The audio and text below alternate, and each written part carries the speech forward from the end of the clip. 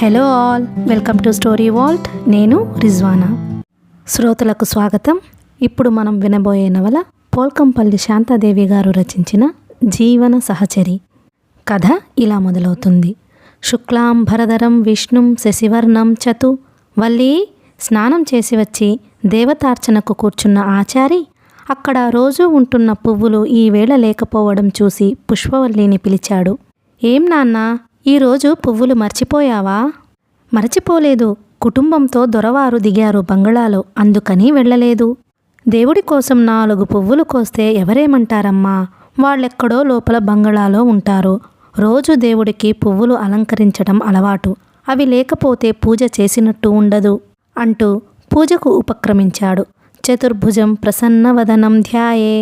ఆయనకు పూజ చేసుకున్నట్టు ఉండకపోవడం అలా ఉంచి పుష్పవల్లికి తల్లోకి పువ్వులు లేకపోవడం వల్ల ఎలాగో ఉంది. రోజు అలవాటైన పని చెయ్యకపోతే మనసంతా దాని చుట్టూనే తిరుగుతూ ఉంటుంది. దొరవారి బంగళా ఆచారి ఇంటికి ఎదురుగా మిట్ట మీద ఉంటుంది. బంగళా చుట్టూ పెద్ద తోట ఉంటుంది. బంగళా చుట్టూ తోట అన్నట్టు కాక తోటలో బంగళా ఉన్నట్టు అనిపిస్తుంది. కీర్తిశేషురాలైన దొరవారి తల్లి అభిరుచికి ప్రతిరూపం ఆ తోట. తోటలో లేని మొక్కంటూ లేదు.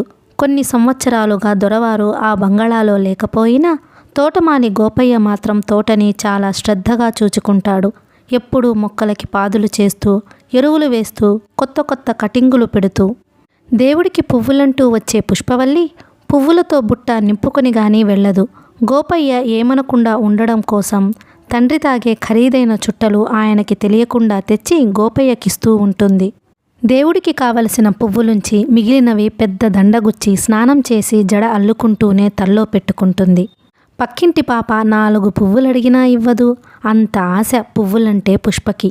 ఇహ తోటకి వెడితే చిలక కొట్టిన ఏ పళ్ళో దొరక్కమానవు. ఈరోజు పుష్పకి పువ్వులు లేవు, పళ్ళు లేవు. వారం రోజుల క్రితం మూసి ఉన్న ఆ బంగళా తలుపులు కిటికీలు తెరిచి దొరవారు ఇక్కడ కొద్ది రోజులు ఉండడానికి కుటుంబంతో వస్తున్నారు అంటూ గుమాస్తా నారాయణరావు బంగళాకి లోపల బయట సున్నాలు వేయించి హంగామా చేశాడు. వారం రోజులుగా ఏదో ఒక మరమ్మత్తు జరుగుతూనే ఉంది బంగళాలో. దొరవారి కంటే ఒకరోజు ముందు లారీలో సామాను వచ్చింది. తరువాత ఆయన వచ్చేశారు కారులో. 2 రోజులు మనసు ఎలాగో బిగబట్టుకోగలిగిన పుష్ప 3వ రోజు ఇక ఆగలేకపోయింది. పాచిపని అవుతూనే బుట్ట తీసుకుని బయలుదేరింది.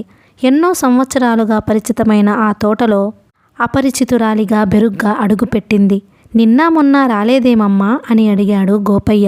దొరగారు వచ్చారు కదా, రాలిపోయే పువ్వుల కోసం వాళ్ళేమీ అనరు.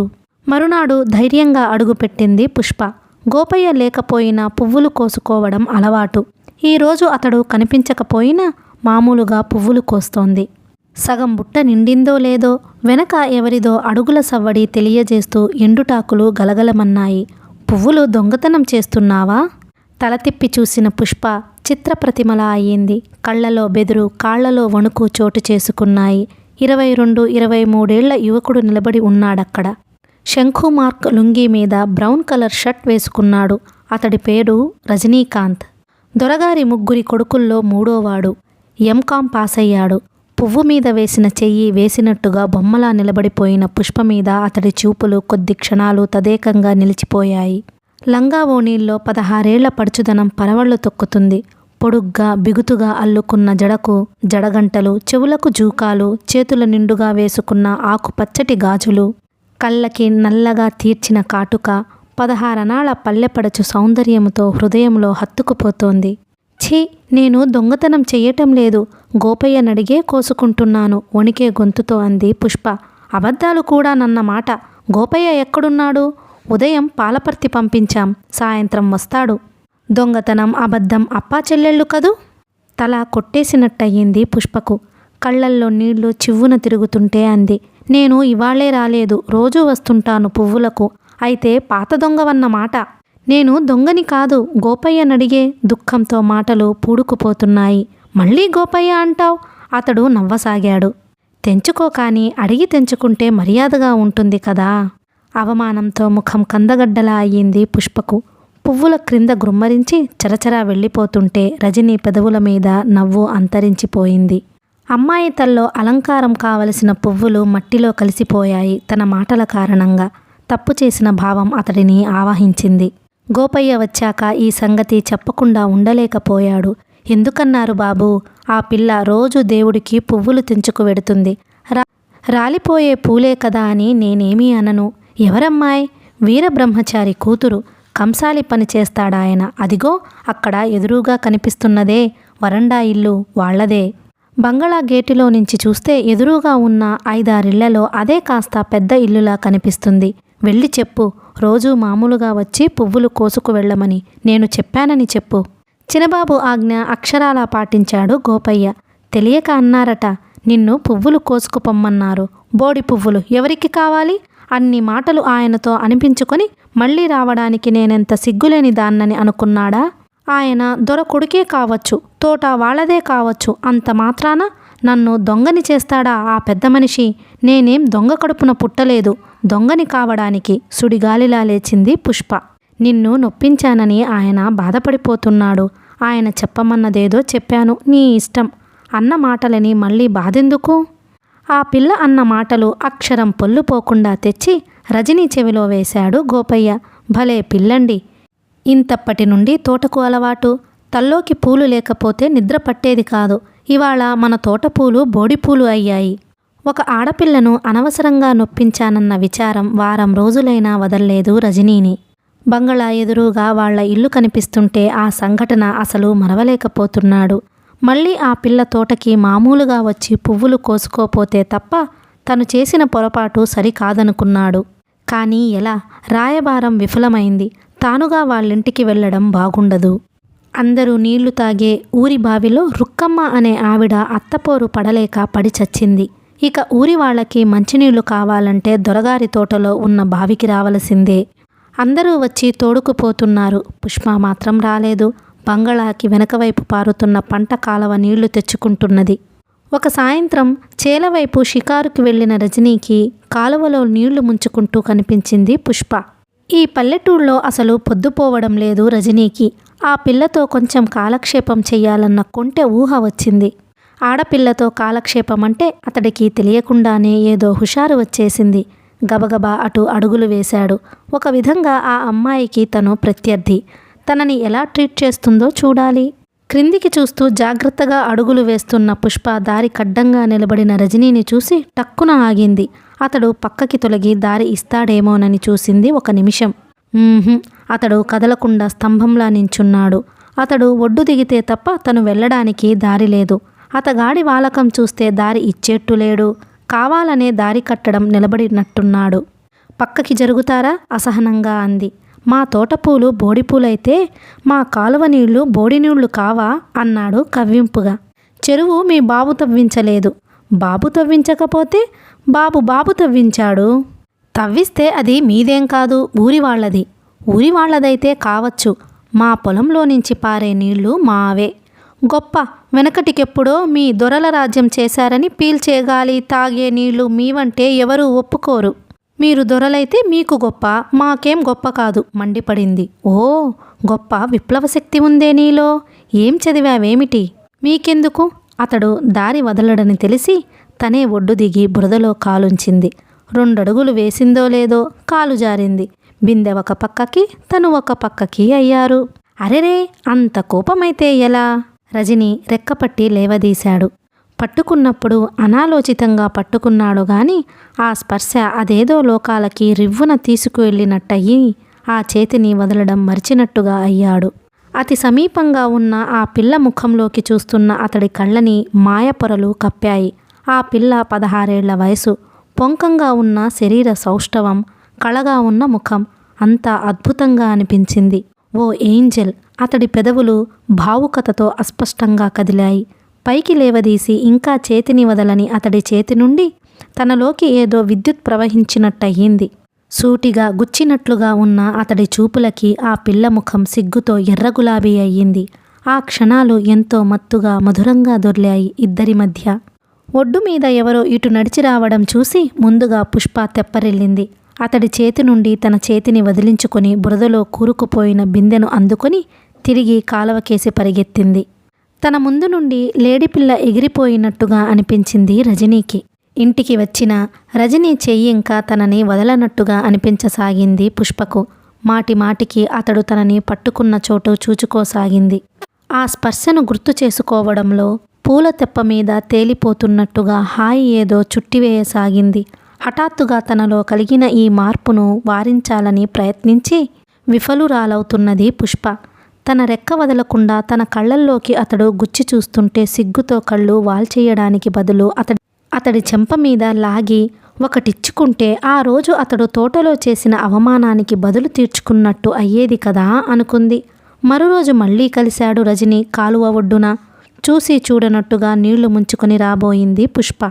ఇందాక నువ్వొచ్చిన దారిలో నాగుపావు పోవడం చూశాను రజనీ అన్నాడు. పుష్పకి గుండె గతుక్కుమంది.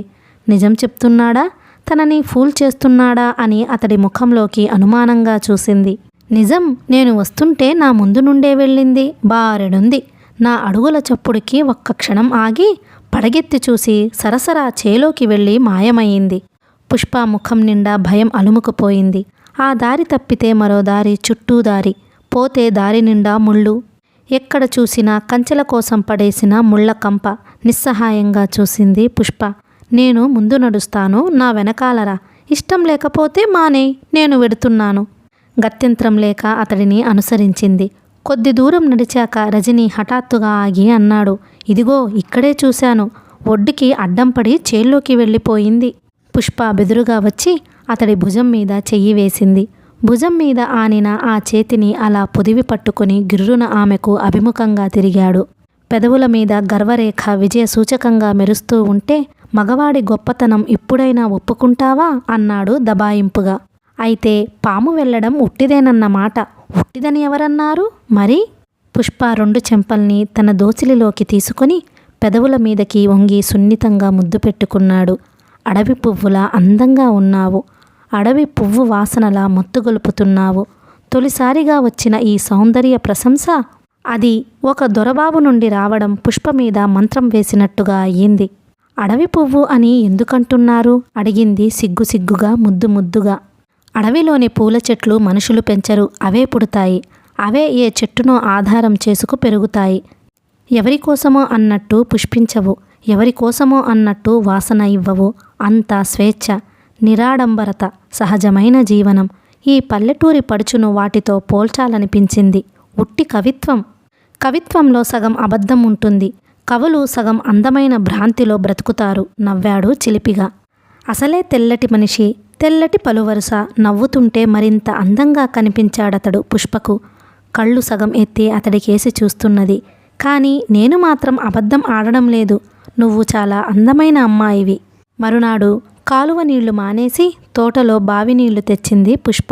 నీళ్లు ఇంట్లో దించి బుట్ట తీసుకొని మళ్ళీ వెళ్ళింది. గోపయ్యకి చుట్టలు కూడా తీసుకువెళ్ళింది. కోపం పోయిందా అన్నాడు గోపయ్య. పువ్వులు కోసుకుంటున్న పుష్ప కళ్ళన్నీ బంగళా మీదే ఉన్నాయి. ఏ కిటికీలోనో రజనీ ముఖం కనిపిస్తుందేమోనని ఆశ. మొన్న అతడు తన నుండి తీసుకున్న ముద్దుతో అతడితో ఒక విధమైన అనుబంధం లాంటిది ఏర్పడింది. ధ్యాసంతా అతడి మీదే అయిపోయింది. కన్నెత్తి చూడడానికి కూడా అర్హత లేని దొరబాబు అతడు తన జీవితంలో ప్రవేశించడం ఎంత చిత్రం. అతడు తానుగా తనకి ఆశలు కల్పించకపోతే అతడికి తన మనసులో చోటిచ్చేదే కాదేమో. అతడు తనకి చూపుతున్న ఆశ చివరికి ఏ గోతిలోకి తీసుకువెళ్ళి వదలదు కదా. అమ్మో, అలా జరిగితే తను ఏ బావిలోనో దూకి ఆత్మహత్య చేసుకు చచ్చిపోతుంది. రెండు చేతులు చప్పుడు కాకుండా పుష్ప కళ్ళను మూశాయి. పుష్ప గాబరాగా కేక పెట్టింది. నువ్వు ఎవరికోసం చూస్తున్నావో అతడే వచ్చి నీ కళ్ళని మూస్తే అంత భయమెందుకు? చెవి పక్కన గుసగుసగా రజనీ గొంతు వినబడింది. పుష్ప కంగారు పడింది. చేతులు తీయండి, ఎవరైనా చూస్తారు. చూడకపోతే పర్వాలేదా? చేతులు కళ్ళ మీద నుండి తీసి భుజాల మీద నుంచి నొక్కాడు. ఆ నొక్కడంలో పుష్పకి తన శరీరం స్వాధీనం తప్పుతున్నట్టుగా అనిపించింది. మగవాడి స్పర్శ ఇంత హాయిగా ఉంటుందా? ఇందాక నేను గదిలో కూర్చొని ఏం చేస్తున్నానో తెలుసా? తపస్సు చేస్తున్నాను. పుష్పవల్లి అనే సౌందర్య దేవత కోసం తపస్సు ఫలించినట్టుగా నువ్వు తోటలో ప్రత్యక్షమయ్యావు. ఈ తపస్సు తప్ప ఇంకేం పనిలేదా మీకు? ఈ పల్లెటూళ్ళలో పొద్దుపోక చస్తున్నాను. నువ్వే కనిపించకపోతే ఎప్పుడో పట్నం పారిపోయి ఉందును. నేను కనిపించి ఏం చేశానట? మోహిని రూపం ధరించి మధుపాత్ర పట్టుకొని అల్లనల్లన నా కల్లోకి నడిచి వస్తున్నావట. ఉట్టి కవిత్వం, కవిత్వంలో సగం అబద్ధం ఉంటుంది. ఈ డైలాగు తప్ప మరొకటి రాదా? ఎందుకు రాదు? కబుర్లు చెప్పుకోవడానికి ఎవరూ లేక చస్తున్నాను. కాసేపు కబుర్లు చెప్పుకుందాంరా. భలే వారే, ఇదేమీ పట్నం వాసం కాదు. ఆడపిల్ల ఎట్లా తిరిగినా పట్టించుకోకుండా ఉండడానికి. మనం మాట్లాడుకోగా ఎవరైనా చూశారా? రేపు జెండాకెక్కిస్తారు. అలా ఎవరూ చూడని చోటు ఎక్కడుందో చెప్పు, అక్కడ కలుసుకొని కరువు తీరా మాట్లాడుకుందాం. ఎంత ఆశ! పుష్ప అతడి ముక్కు పట్టి ముద్దుగా ఊపింది. వారం రోజులు గడిచేసరికి తోటలో చెట్ల చాటున కూర్చొని కబుర్లు చెప్పుకునే వరకు వచ్చింది వాళ్ల స్నేహం. ఒకరిని గురించి ఒకరికి స్పష్టంగా తెలిసిపోయింది. పుష్ప 7వ తరగతి వరకు చదువుకుంది. పత్రికలతో, నవలలతో కొంత పరిచయం ఉంది. తండ్రికి 6గురి సంతానంలో ఆమె 3వది. తిండికి గుడ్డకు కటకటపడని మామూలు సంసారం. మధ్యతరగతి ఆడపిల్లకుండే ఆశలన్నీ ఆమెకున్నాయి. ఆ ఆశలు తీర్చే శక్తి తన తండ్రికి లేదన్న నిరాశ ఉంది.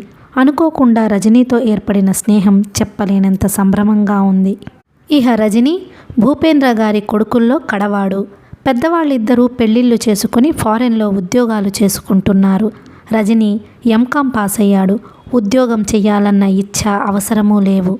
ఎస్టేట్ వ్యవహారాలు తండ్రి గుమాస్తా నారాయణరావు గారు చూచుకుంటారు. వాటికి సంబంధించిన బాధ్యత కూడా లేదు. ఆ మధ్య భూపేంద్ర గారికి ఉన్నట్టుండి హార్ట్అటాక్ రావడంతో కొన్నాళ్ళు పనుల ఒత్తిడి లేకుండా ప్రశాంతంగా గడపమని డాక్టర్లు సలహా ఇవ్వడంతో తమ పల్లెటూరికి విశ్రాంతి కోసం పత్ని పుత్ర సమేతంగా వచ్చేశారు. ఈ పల్లెటూళ్ళలో కాలక్షేపం కాకుండా విసిగేస్తున్న రజనీకి పుష్ప కనిపించడం గోరొంకకు చిలకమ్మ కనిపించినట్టుగా అయ్యింది.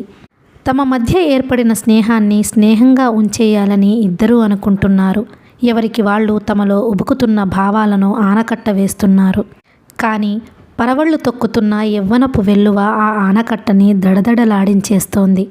ఏదో తెలియని వేడి ఇద్దరిలోనూ పుట్టుకు వస్తుంది. ఆ వేడి శరీరాల్ని దహించి వేస్తుంటే ఆ బాధ ఒకరికొకరికి అర్థమవుతోంది. చివరికి ఆనకట్ట తెగిపోయింది. రజనీలోని సంస్కారం సిగ్గులుతుంటే తన జీవితం ముళ్ళు మీద పడిన అరిటాకులా కనిపించి ఏడవసాగింది పుష్ప. గమ్యం ఏమిటో తెలియకుండా ప్రవాహంలో పడి కొట్టుకుపోయినట్టుగా అయ్యింది తన పని. ఇప్పుడేం దారి? ఈ ప్రపంచ చరిత్రలో పెళ్లికి ముందు చెయ్యిచ్చిన ఆడదాన్ని మగవాడు ఎప్పుడైనా గౌరవంగా చూశాడా? ఎందుకు ఏడుస్తావు? నేను నీకు అన్యాయం చెయ్యను. రజని చెయ్యి పుష్ప భుజాన్ని ఆత్మీయంగా తట్టింది. జాపా పుష్పాల్లా ఎర్రబడిన కళ్ళని పైకెత్తి అతడి ముఖంలోకి ఆశగా చూసింది. మీరు నన్ను పెళ్లి చేసుకుంటారా? నన్ను చూస్తే నీకేమనిపిస్తుంది? అవసరం తీర్చుకొని నువ్వెవరో పొమ్మనే దుష్యంతుడిలా కాను దుర్మార్గుడిలా కనిపిస్తున్నానా? రజనీ కళ్ళలోని స్వచ్ఛత తనని మోసం చెయ్యడని చెబుతుంటే పుష్పకి ధైర్యం చిక్కసాగింది. రజనీ తనకి తెలిసినంత వరకు సౌమ్యుడు, మృదు హృదయుడు. ఆడపిల్లల జీవితంతో ఆడుకునే షోకీల్లా కనిపించడు. కానీ తను తేలిగ్గా నమ్మేయడం లేదు కదా. మన మధ్య ఏర్పడిన అనుబంధానికి మీ తల్లిదండ్రులు విలువ ఇస్తారా? సందేహం తీరనట్టుగా అడిగింది. కొద్ది క్షణాల వరకు జవాబు ఇవ్వలేదు రజని. అవసరం తీర్చుకున్న మగవాడు తప్పించుకునే చూచేది ఇక్కడే. నెపం పెద్దవాళ్ల మీదకో అంతస్తు మీదకో నెట్టి తను చల్లగా తప్పుకుంటాడు మగవాడు. చెడిపోయిన ఆడపిల్ల జీవితమంతా కుమలడమో, అవమానం భరించే శక్తి లేకపోతే నూతిలోనో గోతిలోనో పడి ప్రాణం తీసుకోవడమో చేస్తోంది. తను పుష్ప జీవితంలో ఇలా ప్రవేశించడం తలుచుకుంటే తనకే ఆశ్చర్యంగా ఉంది. సిటీలో ఎంతమంది ఆడపిల్లలు తనతో కలిసి చదువుకోలేదు? తమ బంధువుల పిల్లలెందరూ తమ ఇంటికి వచ్చిపోరు. వాళ్లతో మామూలు స్నేహం తప్ప ఎప్పుడూ ఇలాంటి ఆకర్షణ ఏర్పడలేదు. నాగరికతకు దూరమైన ఈ పల్లెటూరి అమ్మాయి మీద మనసు పడ్డాడంటే ఈ పల్లెలో తను ఎదుర్కొన్న ఒంటరితనం కారణం కావాలి. ఈ ఒంటరితనమే తనని పుష్ప దగ్గరికి తోసేసింది. తొలి యవ్వనపు పొంగు ఇద్దరిని చిత్రమైన ముడితో బంధించింది. ఈ ముడి బ్రహ్మముడి కావాలి. కాకపోతే తను జీవితమంతా ఒక అమ్మాయిని అన్యాయం చేశానన్న బాధతో కుమలాలి. వాళ్ళు విలువ ఇచ్చినా ఇవ్వకపోయినా మన అనుబంధాన్ని వివాహబంధంగా మార్చగలను పుష్ప. ఈ విషయంలో నువ్వు ఏ అనుమానాలు పెట్టుకోవద్దు. ఇప్పుడు నువ్వు ఇంటికి వెళ్ళు. పుష్ప భుజాలు పట్టి లేవదీస్తుంటే అటుగా పార పట్టుకొని వచ్చిన గోపయ్య చూసి చూడనట్టుగా ముందుకు వెళ్ళిపోసాగాడు. అతడు ఇదివరలో వాళ్ళని సన్నిహితంగా చూడకపోలేదు. గొప్పవాళ్ల ఇళ్లల్లో ఇలాంటి సరదాలు మామూలే. కారణం, చుట్టూ వెలుగుల డబ్బు దండిగా ఉన్న చోటే సుఖభోగాలు చేరుతూనే ఉంటాయి. ఆడవాళ్లతో స్నేహం వాళ్లకొక ఆట. దొరల ఉప్పు తింటున్నాడు కాబట్టి వాళ్ళని విమర్శించే హక్కు తనకి లేదు. తన కళ్ళ ముందే అభం శుభం తెలియని ఒక ఆడపిల్ల చెడిపోతుంటే బాధగా ఉంది. పెళ్లికి ముందు శీలం పోగొట్టుకున్న ఆడది, చెట్టు విడిచిన పువ్వు ఒకటేనని చెప్పాలని ఉంది ఆ పిల్లకు. కానీ ఆ పిల్ల రజనీబాబు చెవిలో ఊదుతుందేమో, ఆయనకి తన మీద కోపం వస్తుందేమోనన్న భయంతో నోరు నొక్కుకున్నాడు. చేసుకున్న వాళ్ళు చేసుకున్నది అనుభవించాలి కదా అని సరిపెట్టుకున్నాడు గోపయ్య.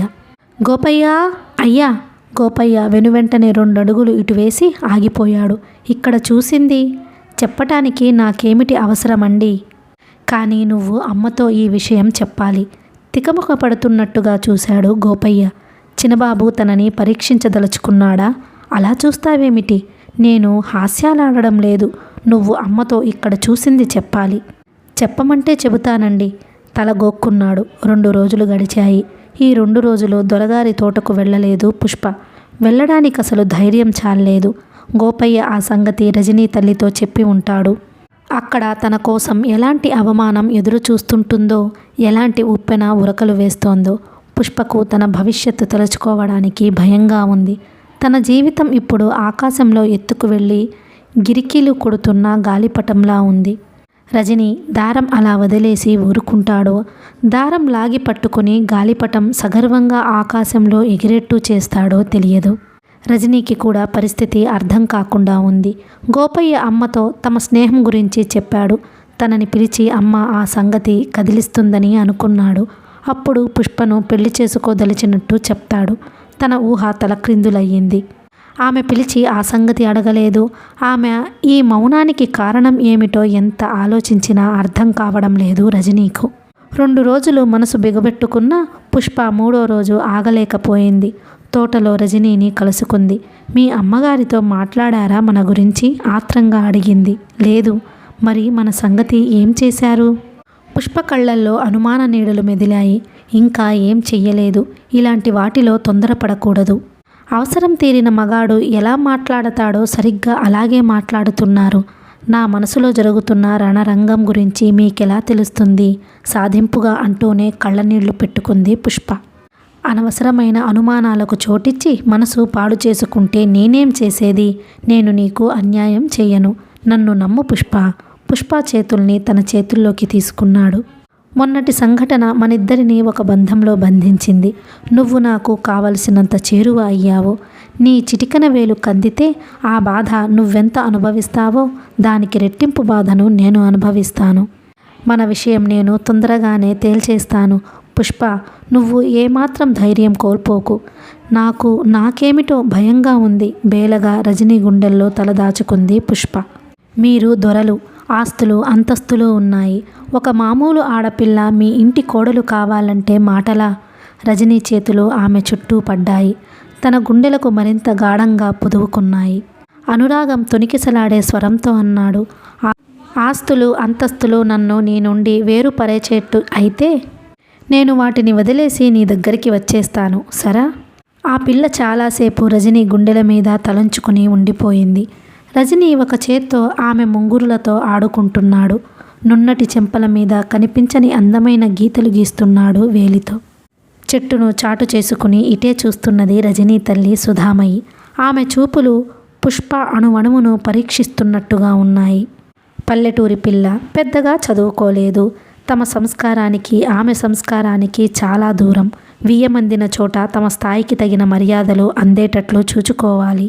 ఆ పిల్లను తమింటి కోడలిగా ఊహించుకోవడానికే కంపరమేసింది సుధామయికి. రజని వయసు పొంగులో ఉన్నాడు. ఆకర్షణలో పడితే సహజమే అది. ఆడపిల్ల తన హద్దులు తెలుసుకోవద్దా? తొందరపడితే చెడిపోయేది తన బ్రతికే కదా.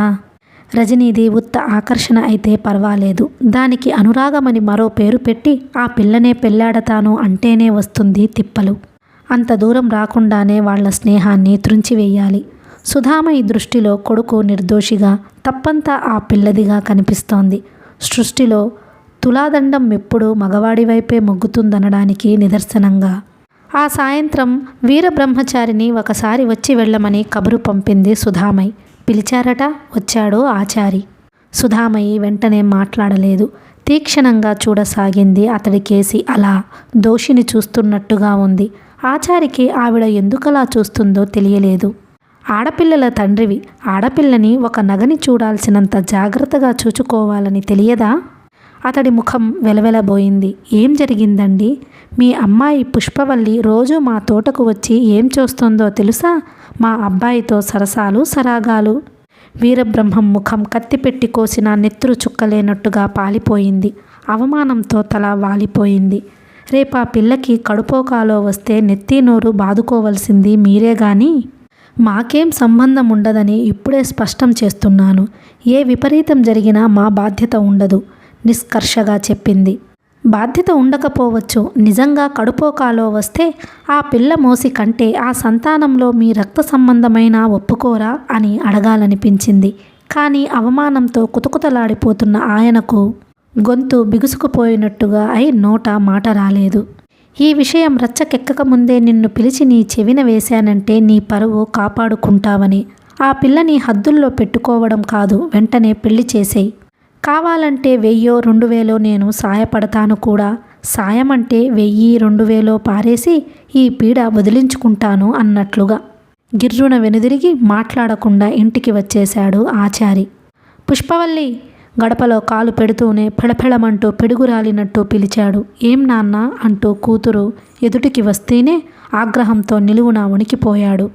ఎదురుగా కొయ్య మీద ఉన్న చర్నాకోలా తీసుకొని ప్రళయ తాండవం చేస్తున్నట్టుగా కూతుర్ని కొట్టసాగాడు. పుష్ప పెడబొబ్బలు పెడుతుంటే తల్లి పరిగెత్తుకు వచ్చి పుష్పను వాటేసుకుంది. తల్లి పక్షి తన పిల్లను తన రెక్కల చాటున దాచుకున్నట్టుగా. తన దెబ్బలు ఎవరి మీద పడుతున్నాయో కూడా తెలివిలేదు ఆచారికి. తల్లి కూతురు క్రింద సొమ్మసిల్లి పడిపోయాక గాని ఆయన ఒంటి మీదకి తెలివి రాలేదు. చర్నాకోల క్రింద విసిరికొట్టి ఆ తాపం చల్లార్చుకోవడానికన్నట్టుగా వెళ్ళి గుళ్ళో కూర్చున్నాడు.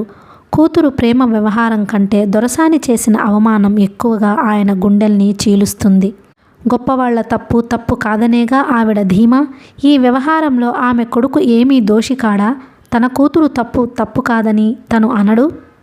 ఆడజన్మ అరిటాకు లాంటిదని మరిచిపోతే ముళ్ళు లాంటి మగవాడు ఎప్పుడో ఆకును నిర్దయగా చీలుస్తాడు.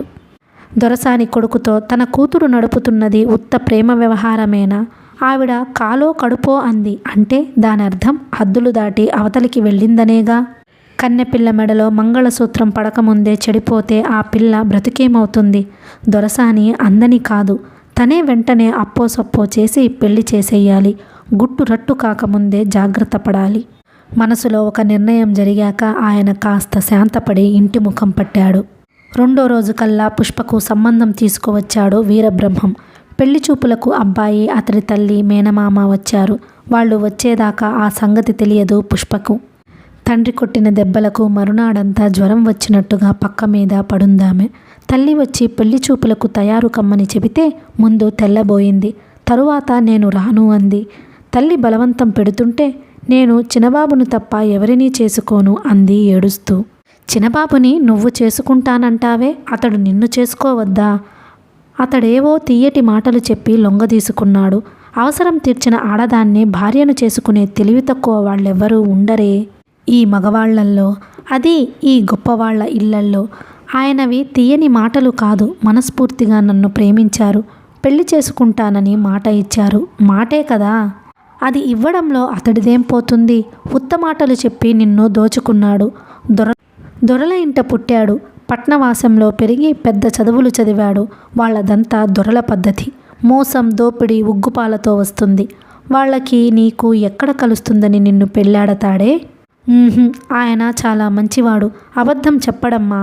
ఆడది మగవాడికి మనసొక్కటే ఇస్తే అది పవిత్ర ప్రేమ అవుతుంది. ఒళ్ళు కూడా ఇచ్చేస్తే పతిత అవుతుంది. నువ్విప్పుడు అతడి దృష్టిలో పతిత కంటే ఎక్కువేమీ కాదు. అమ్మా అంకుశపు పోటు తిన్నదానిలా అరిచింది. నిజం, నీకంత బాధగా ఉంటే నేనేం చేసేది? ఇహ ఆ పగటి కలలు వదిలేసి నేల మీదకిరా. స్వర్గానికి నిచ్చెనలెప్పుడూ వేయలేవు. అవతల వాళ్ళు నీ కోసం ఎదురు చూస్తున్నారు.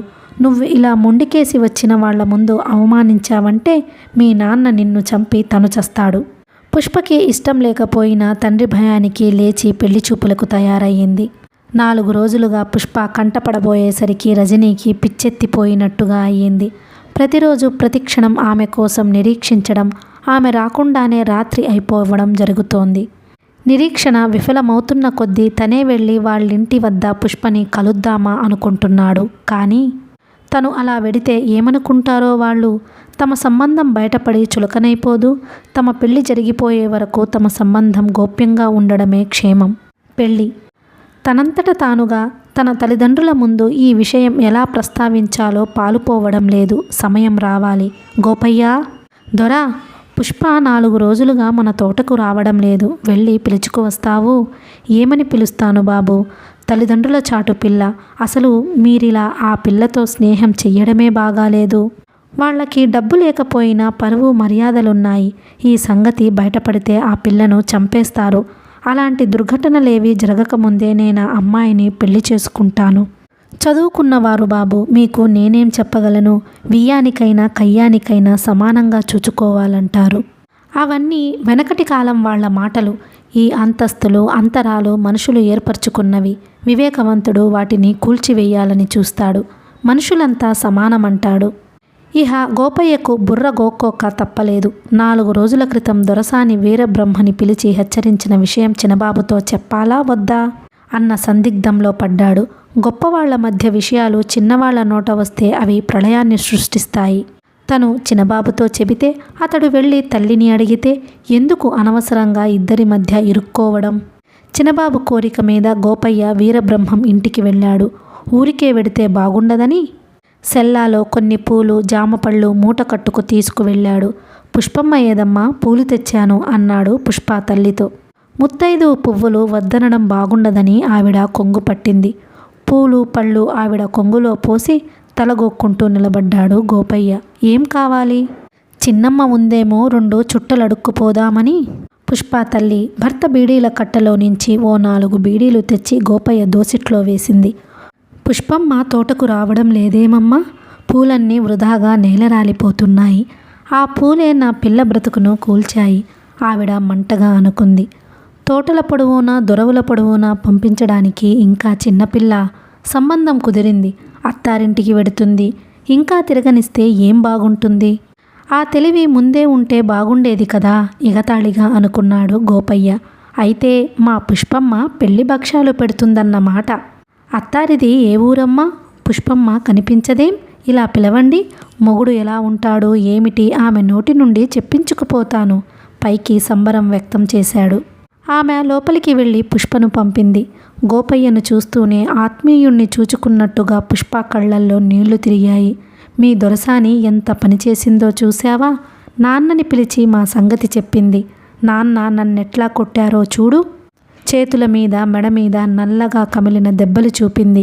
గోపయ్య గుండె నిండా జాలి నిండుకుంది. ఎంత పని అయ్యింది?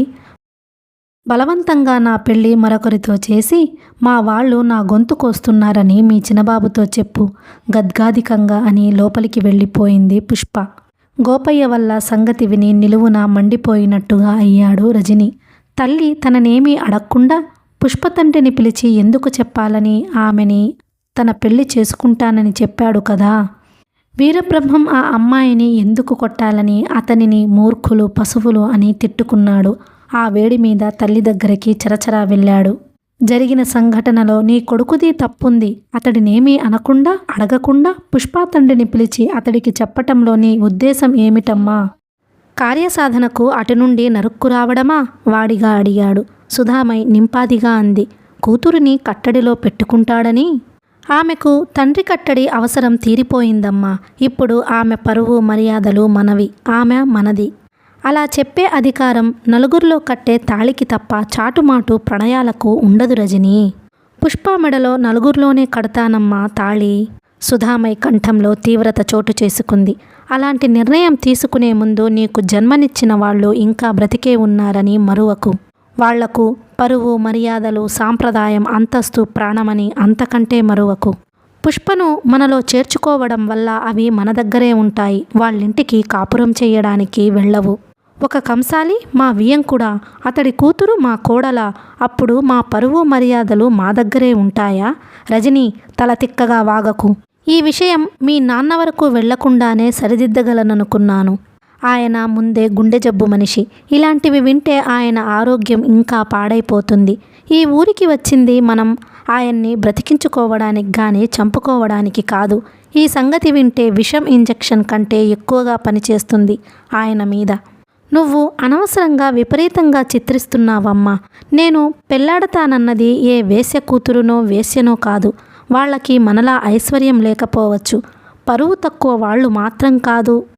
పెళ్లి కాకముందే నీకు లొంగిపోయిన పిల్ల ఇంకా పరువుగలదే అంటావా? మగపిల్లవాడి తల్లిగా మాట్లాడుతున్నావు. సాటి స్త్రీగా ఆమె ప్రక్కన నిల్చుంటే అలా లొంగిపోయిన పిల్ల బ్రతుకు ఆమెను అనుభవించిన వాడి వల్లే బండలవ్వడం నువ్వు సమర్థించవు. ఈ విసురు సూటిగా తగిలి సుధామయి ముఖం ఎర్రబడింది. కానీ మెత్తబడిపోవడానికి మాత్రం ఇష్టపడలేదు. ఆ పిల్ల బ్రతుకు బండలు ఎలా అవుతుంది? సంబంధం కుదిరింది, పెళ్ళవుతుంది, లక్షణంగా కాపురం చేసుకుంటుంది. ఆ మచ్చ మాత్రం శాశ్వతంగా ఆమె జీవితం మీద ముద్రపడి ఉంటుంది.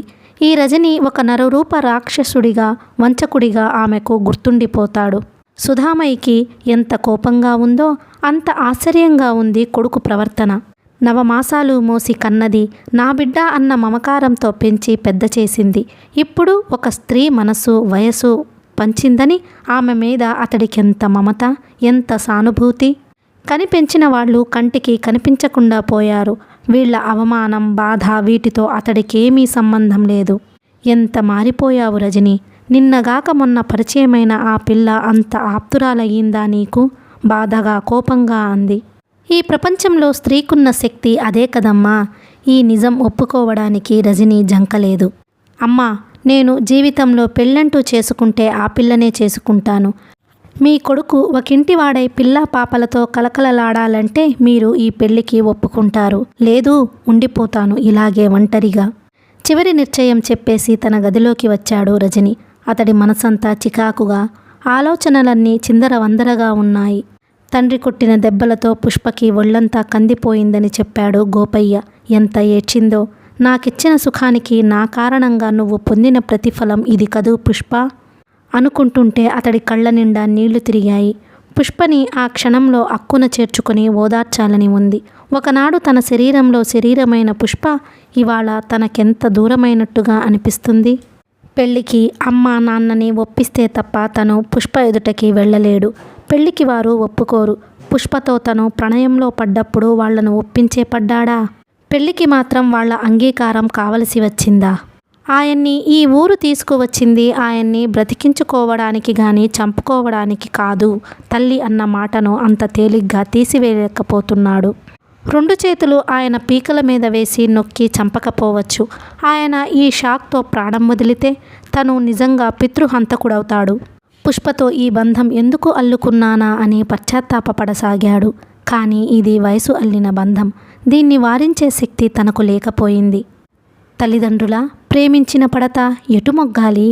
రజని ఈ ద్వేదీభావంలో ఉండగానే పుష్ప రాసిచ్చిన చీటీ తెచ్చిచ్చాడు గోపయ్య. ఎన్నో మడతలు పడిపోయిందది. అక్షరాలు అలవాటు తప్పిన రాతలా ఉన్నాయి. మీద సంబోధన లాంటిదేం లేదు. మీరు మాట తప్పితే ఊరి చెర్లో పడి నేను ఆత్మహత్య చేసుకుంటాను. నేను మా నాన్న కుదిర్చిన సంబంధం ఎంత మాత్రం చేసుకోను. మీరు తారసపడి జీవితంలో ఆశలు రేపకపోతే మా అక్కల్లాగే నేను గంగిరెద్దులా తలూపి మా నాన్న తెచ్చిన సంబంధం ముడి పెట్టుకుందునేమో. కానీ ఇప్పుడు మాత్రం నా వల్ల కాదు. నేను చస్తే ఊరికే చస్తానని మాత్రం అనుకోవద్దు. మీరు నాకు చేసిన అన్యాయం ప్రపంచానికి చాటిగానీ చావను. ఇదేం బెదిరింపు? పుష్ప మీద కోపం వచ్చింది రజనీకి. ప్రపంచానికి చాటి చస్తే ఎవరికి కళంకం? చచ్చి అసహ్యంగా నలుగురి నోళ్లల్లోనూ నానేది తనేనని తెలియనంత తెలివిహీనురాలా పుష్ప. ఇలాంటి తెలివిహీనులు, మూర్ఖులు చచ్చినా చావగలరు. పుష్ప అన్నమాట నిలబెట్టుకుంటే అతడి ఒళ్ళు తెలియని భయంతో జలధరించింది. తన కారణంగా ఒక నిండు జీవితం నీటిపాలైతే జీవితంలో మనశ్శాంతి కరువై చస్తాడు. ఏం చెయ్యాలిప్పుడు? అమ్మా నాన్నను ప్రార్థించి పెళ్లికి ఒప్పించడం తప్ప మార్గం కనిపించలేదు. కథ కొనసాగుతుంది. మీకు ఈ వీడియో నచ్చినట్లయితే please like, share and subscribe the channel. Thank you.